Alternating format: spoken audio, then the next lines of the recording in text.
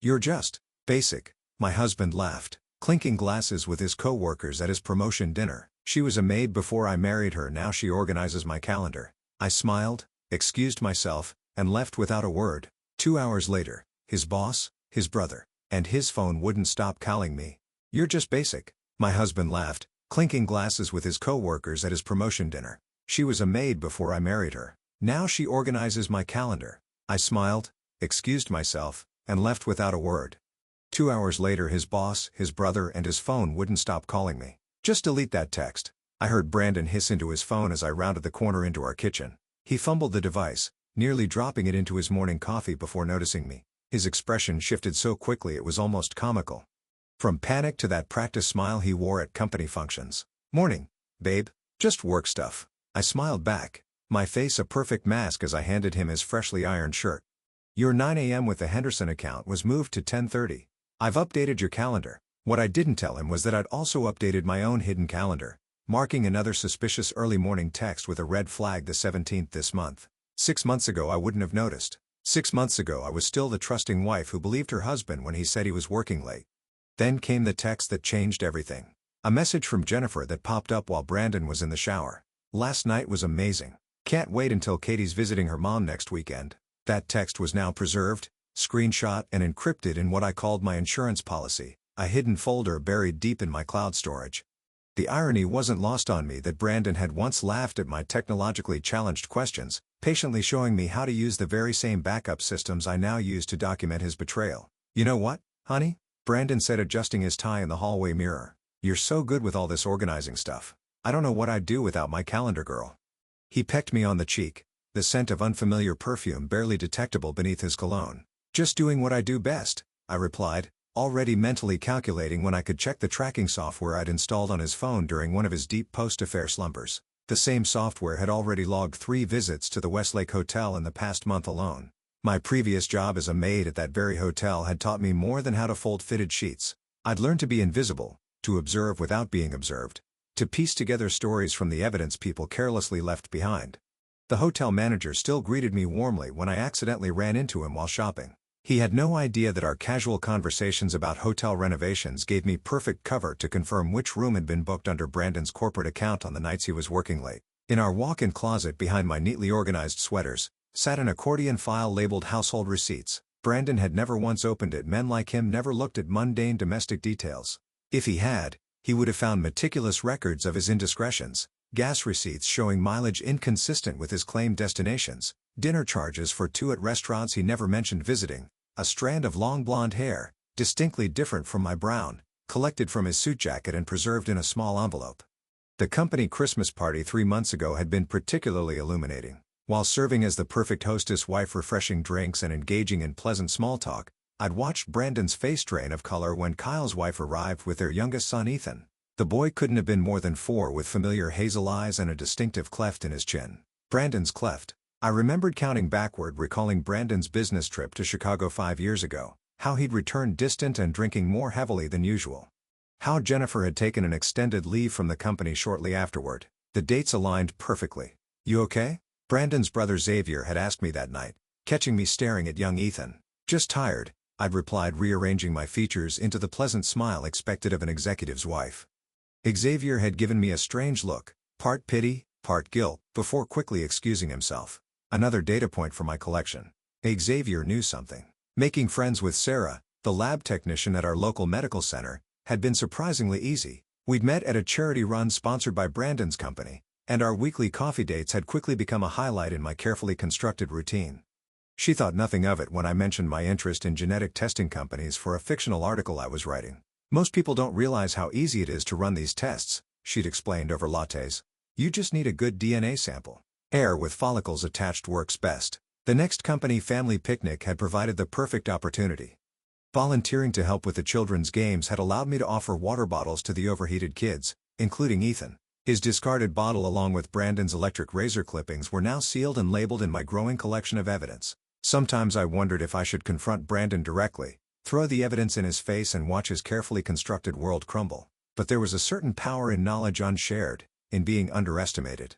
While Brandon and his colleagues laughed about his basic wife who had risen from maid to glorified secretary, I was building a case that would destroy not just his marriage but his career and reputation. Tonight was Brandon's promotion dinner. Tonight he would introduce me as his supportive wife, the woman behind his success. Little did he know that in my purse sat a USB drive containing every piece of evidence I'd collected over the past 6 months. A digital guillotine waiting to fall.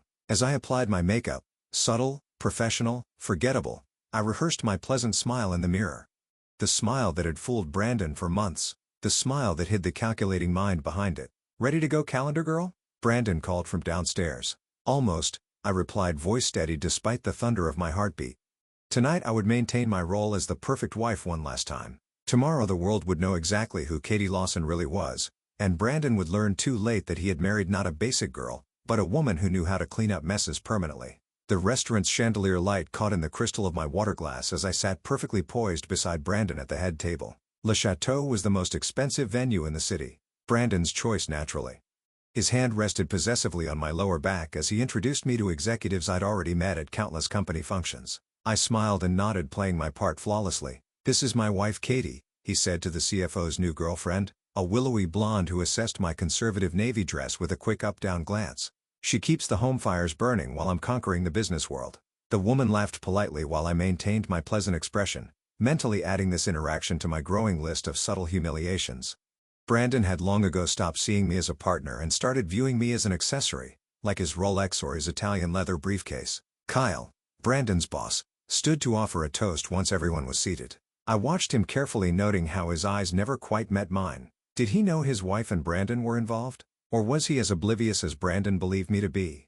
To Brandon Lawson, Kyle raised his glass. "The newest senior vice president of operations. Your dedication to this company has been nothing short of remarkable." I raised my glass along with everyone else, but my mind was 3 months back at the company picnic watching 4-year-old Ethan running through the sprinklers. Brandon had strategically positioned himself at the grill station all afternoon, creating a bubble of smoke and activity that justified his staying far from the children's play area. I'd calculated the dates in my planner that very night. Brandon's Chicago trip, Jennifer's subsequent leave of absence, everything aligned perfectly with Ethan's age. "And of course," Kyle continued, "behind every successful man is a supportive woman. To Katie for being Brandon's rock doormat calendar girl." I'd heard it all. I sipped my champagne, letting the bitter bubbles match my mood. When dinner arrived, Brandon was already 2 drinks in and growing louder with each toast in his honor. The sales director asked how we'd met, and Brandon launched into his favorite anecdote. "She was actually a maid at the Westlake," he said, gesturing toward me with his fork. "Can you believe it? Cleaning rooms by day, taking night classes. I checked in during that Milwaukee account crisis. Remember that disaster, Kyle? And she brought extra towels to my room." He winked at his colleagues. "She was cute and I was stressed." I remembered that night differently. I remembered a kind-eyed man who had seemed genuinely interested in my literature studies, who had asked thoughtful questions and treated me with respect. Where had that man gone? "Now she manages my entire life," Brandon continued, the alcohol loosening his filter. "Appointment, social calendar, even reminds me when it's my mother's birthday." The table laughed appreciatively. "Quite the Cinderella story," Jennifer commented, her smile not reaching her eyes. "More like My Fair Lady," Brandon retorted, getting more laughs. "Had to polish her up a bit, but she cleans up nice, doesn't she?" I felt something hardening inside me, like concrete setting. 6 years of marriage, of supporting his dreams while quietly pursuing my organizational psychology degree online, of maintaining his home and reputation while he climbed the corporate ladder. All reduced to a punchline. "You're just basic," Brandon laughed, clinking glasses with his coworkers. "She was a maid before I married her. Now she organizes my calendar." The table erupted in laughter. I glanced up and caught Xavier's eye from across the table. Brandon's brother looked uncomfortable, his gaze dropping to his plate when our eyes met. He knew, had always known, and had said nothing. "Excuse me," I said quietly, placing my napkin beside my barely touched salmon. "I need to freshen up." The cool air of the hallway was a relief after the suffocating atmosphere of the dining room. I leaned against the wall, allowing myself 5 seconds of closed eyes and deep breathing before straightening my spine and heading toward the ladies' room. "Katie, wait." Xavier stood awkwardly by the coat check, his hands thrust into his pockets. We'd always gotten along well, better than he and Brandon did, truthfully. "I'm fine, Xavier," I said, voice steady. "Just needed some air." "He shouldn't talk about you like that." Xavier stepped closer, lowering his voice. "You deserve better. You've always deserved better." I tilted my head, studying him. "What exactly are you trying to say?" His expression flickered. Guilt, concern, and something else. He opened his mouth, closed it, then finally said, I've wanted to tell you for so long about Brandon and Jennifer. I finished for him. The shock on his face would have been comical under different circumstances. How did you? I'm not as basic as your brother thinks, I replied, reaching into my purse for my compact mirror. I checked my lipstick calmly, watching Xavier's reflection as he processed what I'd said. What are you going to do? He asked finally. I snapped the compact shut. Nothing that isn't long overdue. Xavier seemed about to say more but stopped when he saw my expression. Whatever he read there made him step back slightly. You should return to the party, I suggested. People will wonder where you've gone. After he reluctantly walked away, I entered the restroom and locked myself in a stall. From my purse, I removed my phone and a small notebook marked personal calendar. Inside were dates, times and codes only I understood. Today's date was circled in red, not for Brandon's promotion, but for what I discovered this morning while organizing his tax receipts for our accountant. Hotel bills from the Westlake charged to his personal card rather than the company account. 3 nights last month when he was supposedly at a conference in Denver. The receipt showed room service for 2 champagne and a spa package. The final confirmation had come just hours before we left for tonight's dinner. A bank statement showing regular transfers to an account I didn't recognize. An account opened around the time Ethan was born. I pulled out my phone and opened the pre-drafted email I'd prepared weeks ago. Attached were photos, bank statements, hotel receipts, and the DNA test results confirming Brandon's paternity of Kyle's youngest son. My finger hovered over the send button. Once I pressed it, there would be no going back. Brandon's carefully constructed life would implode, and mine would change forever. I thought of his words, just basic, and his laughter mingling with his colleagues. 6 years of my life reduced to a joke. I pressed send, watched the email disappear into cyberspace, then calmly fixed my makeup. I had approximately 90 minutes before the cascade of consequences would begin. Just enough time to leave the restaurant, access my separate bank account, and disappear before Brandon's world collapsed. I smiled at my reflection, a real smile this time, not basic after all. I walked out of Le Chateau with measured steps, nodding politely to the maitre d' who held the door. Mrs. Lawson, shall I tell your husband you stepped out for some air? No need, I replied. I'll be back shortly. That was the first lie I'd told all evening. As I slid into the driver's seat of my modest Honda, the practical car Brandon had insisted was more than enough. For a wife who only drove to grocery stores and nail salons, I felt an unexpected surge of adrenaline. The night air felt electric against my skin as I pulled away from the valet station. In my rear-view mirror, the golden lights of the restaurant grew smaller, like stars disappearing at dawn. I'd memorized this route over the past month, mentally rehearsing each turn and stoplight until I could drive it in my sleep. 20 minutes later, I pulled into the storage facility on the edge of town. The place was deliberately unremarkable, the kind of business people drove past without noticing. I'd chosen it specifically for its anonymity, paying 6 months in advance with cash under my maiden name. The security guard nodded as I swiped my access card. Evening, Ms. Reynolds. Evening, Chuck, I replied, using the friendly but forgettable tone I'd perfected as Brandon's wife. Another skill he'd never appreciated. Unit 247 looked like all the others, a metal door with a simple combination lock. Inside was an ordinary-looking cardboard box labeled college textbooks. Brandon had never questioned why I kept my old organizational psychology textbooks. He'd never asked about my studies at all, really. Inside the box, beneath a layer of actual textbooks, sat my insurance policy. A laptop I'd purchased with cash at a pawn shop, never connected to our home network, and a waterproof case containing thumb drives with multiple backups of all my evidence. I powered up the laptop and connected to the mobile hotspot I'd activated under yet another name. Digital footprints were easy to track if you weren't careful, and I'd been extraordinarily careful. Though I'd already sent the initial email from the restaurant, there were still contingency plans to activate. I logged into the secure email account I'd created months ago, specifically for tonight. In the drafts folder waited 3 additional emails, each scheduled to deploy if certain conditions were met. The first contained the video footage. Brandon had always been paranoid about security, installing an elaborate camera system throughout our home after a neighbor's break-in 3 years ago. What he didn't know was that I'd repositioned 2 of those cameras last year, angling them to capture our living room couch and the entrance to our guest bedroom. Jennifer's favorite locations when she visited during my errands. I clicked on one video file just to confirm it was the right one. The timestamp showed 3 weeks ago while I was supposedly at my book club. There was Brandon leading Jennifer through our front door, his hand already sliding up her blouse. I closed the file quickly, a wave of nausea washing over me despite my mental preparation. The second contingency email contained financial records, proof of the separate account Brandon had set up, regular payments that aligned perfectly with Ethan's birthday, and expenses for gifts I'd never received. A teddy bear purchased the day Ethan was born. A child-sized baseball glove charged to our joint credit card but never brought home. The third contained the DNA results. That had been the trickiest part of my plan, requiring precise timing and a steady nerve. Sarah, my lab technician friend, had unwittingly helped by explaining exactly how genetic testing worked.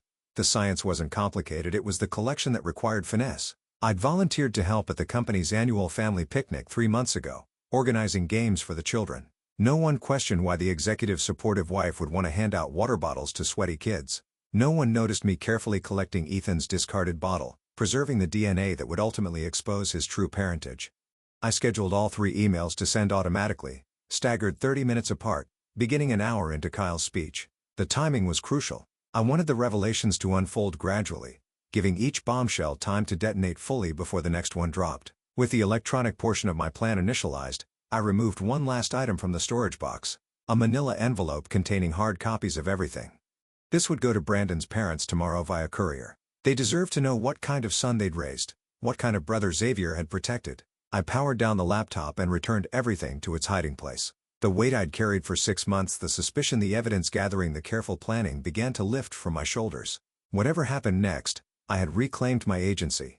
Back in the car, I checked the time. 1 hour had passed since I'd left the restaurant. By now, Brandon would be wondering where I was, perhaps slightly annoyed that I wasn't there to laugh appreciatively at his jokes, to be introduced to important clients as his pretty basic wife. I drove to a small coffee shop across town, not one of our usual places, but a quiet spot I discovered during my reconnaissance missions. The barista smiled as I ordered a simple tea. "Rough night?" she asked, noting my formal attire.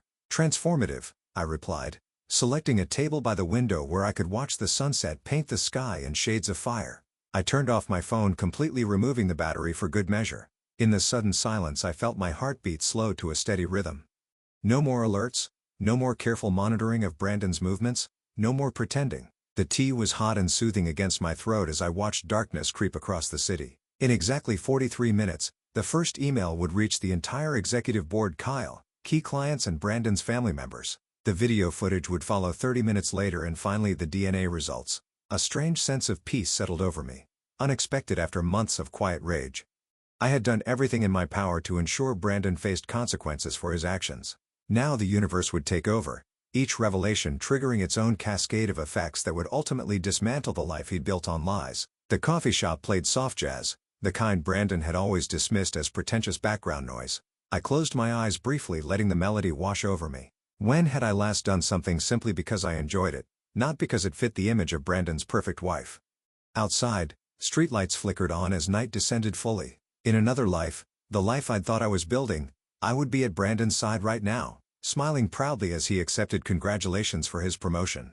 In that life, I was still the grateful former maid who had married up, forever indebted to the man who had rescued me. But in this life, my real life, I was the architect of justice, the basic wife who had methodically documented every betrayal, the invisible woman who had finally made herself seen. The clock on the wall ticked steadily toward 9 o'clock. The storm was coming.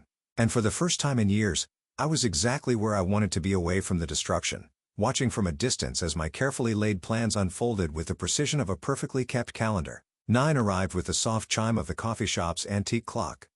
I imagined the scene unfolding at Le Chateau, Kyle raising his glass for a final toast to Brandon's brilliant future, executives nodding appreciatively, Brandon basking in his moment of triumph. Then the synchronized ping of email notifications disrupting the polished atmosphere. I didn't need to witness it to know exactly how it would play out. Kyle, ever the professional, would likely check his phone discreetly beneath the table. A habit I'd observed at dozens of company functions. The subject line alone would be enough. Urgent: the truth about Brandon Lawson and your son. At that exact moment in Le Chateau's private dining room, Kyle Harrington's speech faltered mid-sentence. His eyes, fixed on his phone screen beneath the tablecloth, widened perceptibly.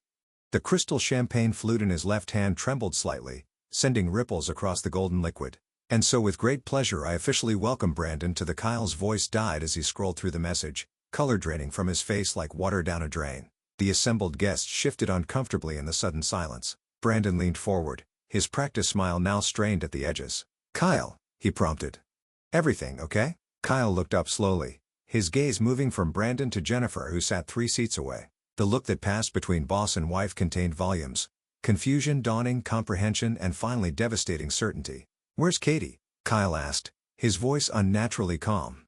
Brandon glanced at the empty chair beside him, irritation flashing across his features. "Powdering her nose, I guess." You know women at these things. His laugh died when no one joined in. Jennifer's phone chimed next, followed by a cascade of notification sounds around the table as the email reached each board member simultaneously. She fumbled with her clutch, nearly knocking over her water glass. When she saw the subject line, she made a small wounded sound in the back of her throat. "What the hell is going on?" Brandon demanded, looking around the table as his colleagues averted their eyes, some already reading the damning email. Xavier stood abruptly, chair scraping loudly against the hardwood floor. "I need to make a call," he muttered, already dialing Katie's number as he stumbled toward the exit. Across town in their tastefully decorated Tudor home, Jennifer's nanny Marissa was settling the children for bed when the house phone rang shrilly. "Harrington residence," she answered. Marissa listened carefully. Jennifer's voice was tight with barely controlled panic. "I need you to pack bags for me and the children. Enough for a week. Use the emergency suitcases in my closet. Mrs. Harrington is everything all right?" Marissa asked, alarmed by the unusual request so late in the evening. "Just do it," Jennifer snapped, "and have the children ready to leave in 30 minutes. All except," there was a painful pause. "All except Ethan. He'll be staying with his father tonight." Marissa's gaze drifted to the hallway where 4-year-old Ethan was brushing his teeth, blissfully unaware that his world was shattering around him. Meanwhile, at the Golden Palm restaurant across town, Eleanor and Richard Lawson were celebrating their 40th wedding anniversary when both their phones lit up simultaneously. "No work calls on our special night."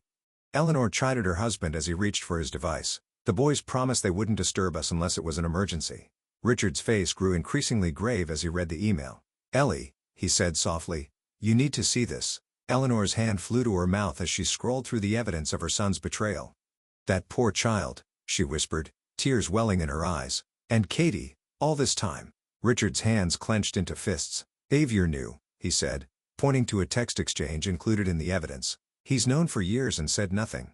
Protected his brother while that poor girl suffered in silence." Eleanor's shoulders slumped as the weight of the revelation crashed down upon her. "We raced them better than this, Richard. What happened to our boys?" Richard signaled for the check, their celebration forgotten. "I don't know who those men are, Allie, but they're not the sons we thought we raised." Back at Le Chateau, chaos had fully erupted. Brandon, finally grasping the magnitude of what was happening, longed for Kyle's phone. "This is a mistake," he insisted, voice rising as heads turned from nearby tables. "Some kind of sick joke. Katie would never." "Your wife," Kyle said with deadly calm, "has provided video evidence of you and my wife in our home. My home, Lawson, where my children sleep." Jennifer had retreated to a corner, speaking rapidly into her phone, her free hand gesturing frantically as she issued instructions to the nanny. Board member Diane Thompson was already making calls of her own. "We need to convene an emergency meeting tonight. This impacts the Henderson merger." They've been copied on the email. Her practiced crisis management tone couldn't fully mask her shock. "We need a statement prepared before the morning news cycle."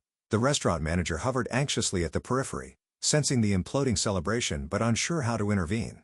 Brandon's phone buzzed incessantly. Colleagues who had left early, friends who had been copied on the email, his parents trying desperately to reach him. Each vibration represented another pillar of his life crumbling. "She can't do this to me," he muttered repeatedly, calling Katie's number only to be sent straight to voicemail. "She's nothing without me. Nothing." Xavier returned ashen-faced to find Brandon wild-eyed and desperate. "She's not answering," Xavier said. "I've tried calling her 10 times. "You knew," Brandon accused, rounding on his brother. "You knew about Jennifer and said nothing." "Like you would have listened," Xavier retorted, years of resentment bubbling to the surface. "You never listened to anyone, Brandon. That's why Katie left. You never saw her, never heard her. He was just furniture to you. Convenient, useful furniture." Kyle, who had been reading through the second email, the one containing financial records, looked up with renewed horror. "You've been paying child support," he said, voice hollow. "For my son. My son." The last words emerged as a broken whisper. Jennifer moved toward him, reaching out a placating hand. "Kyle, please, we need to discuss this privately." "Don't touch me," Kyle hissed, recoiling from her. "Don't ever touch me again." Outside, media vans were already arriving, tipped off by someone inside about the unfolding drama. Flashbulbs illuminated the restaurant's elegant facade, capturing board members as they hurried to their cars, faces grim. By midnight, #Lawson Scandal was trending on social media. Anonymous sources from within the company leaked snippets of the story, each version more sensational than the last. The company's stock price began to fluctuate in Asian markets. The first ripples of financial fallout. In the eye of this storm, Brandon stood alone in the now empty private dining room, staring at his phone as it displayed the final email, the DNA results confirming Ethan's paternity, sent to every significant person in his professional and personal life. The evidence was irrefutable. The consequences inescapable. His perfectly constructed life had been balanced on a foundation of lies. Lies he had convinced himself were harmless, necessary even. Now that foundation had been pulled away in one masterful stroke by the woman he had fatally underestimated. The basic wife. The maid. The calendar girl. The architect of his destruction. 3 days passed like a fever dream. I stayed in a quiet hotel on the outskirts of the city, watching the scandal unfold through news alerts and social media.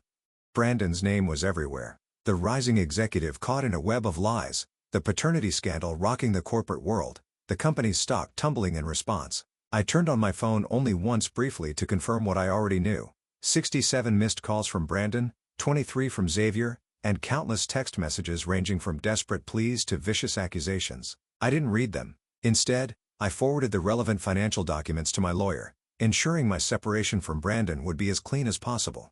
On the third morning, I checked out of the hotel and drove home, unsure what awaited me. The driveway was empty, Brandon's Mercedes conspicuously absent. The house stood quiet and untouched, like a museum dedicated to a life I no longer recognized as mine. Inside I breathed in the lingering scent of Brandon's cologne, fainter now but still present. Evidence of his hasty departure was everywhere, drawers left partially open, his favorite watch missing from the dresser, the decanter of bourbon empty on the bar cart. I moved through each room like a ghost, disconnected from the carefully curated furnishings that had once represented our shared success. In the bedroom closet, his clothes still hung in perfect order, color-coded, organized by season and occasion just as I had arranged them. The expensive suits that had helped transform him from ambitious junior executive to senior VP remained, though some were missing.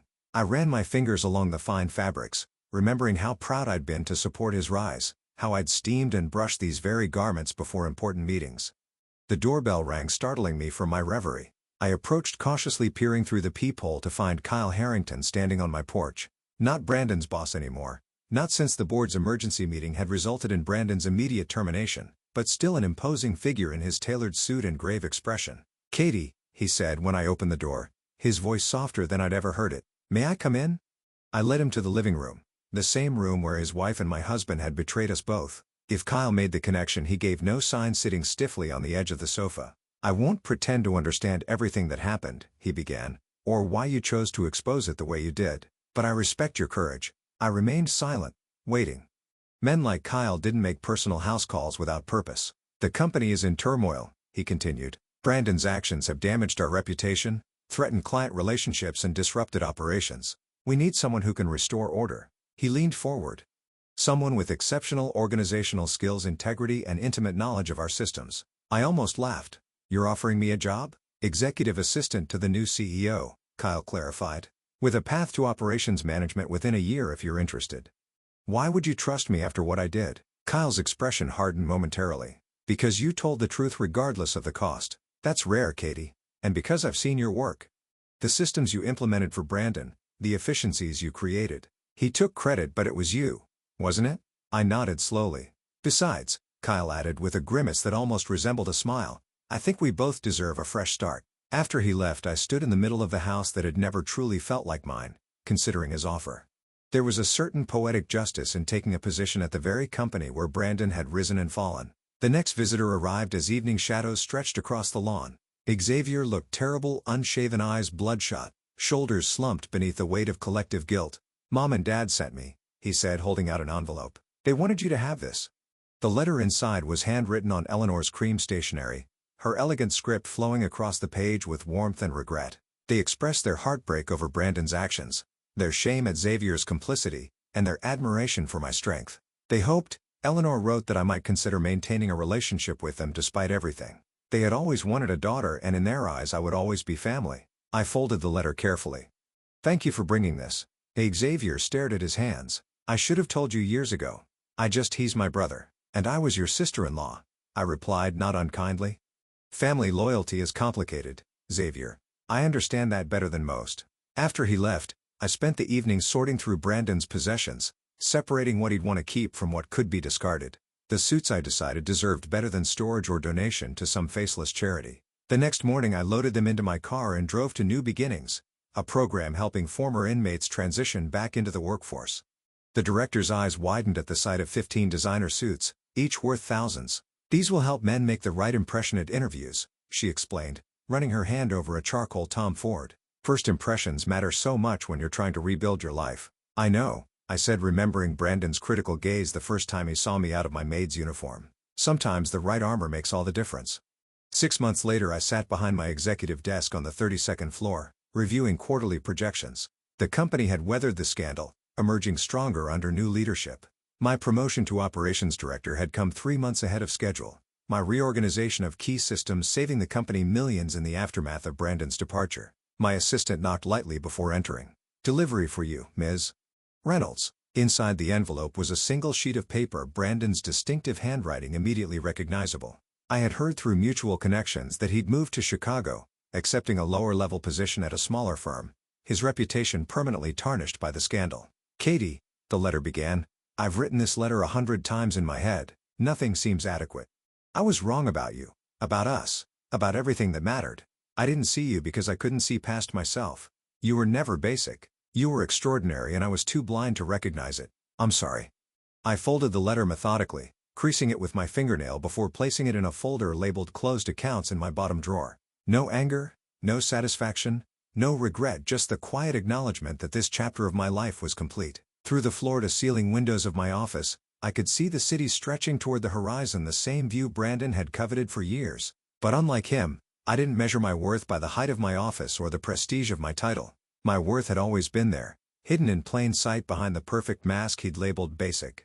And now, rising from the ashes of his betrayal, I was finally, completely, unapologetically myself. The calendar on my desk showed a full schedule. Meetings with department heads, lunch with Kyle's wife, his now ex-wife Jennifer had moved abroad, and drinks later with Eleanor and Richard Lawson, who had become unexpected friends and allies in the aftermath. I was no longer anyone's calendar girl. I was the architect of my own destiny. And there was nothing basic about that.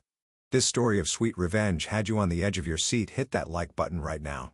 My favorite part was when Katie sent that perfectly timed email during Kyle's speech, watching Brandon's empire of lies collapse from a peaceful coffee shop across town. What was your favorite moment? Drop it in the comments below. Was it the basic wife comment that broke Katie's silence? The DNA test reveal? Or maybe when she donated Brandon's suits to help others rebuild their lives? Don't miss more thrilling stories like this. Subscribe and hit that notification bell so you never miss an upload. And remember, sometimes the calendar girl is keeping track of more than just your appointments.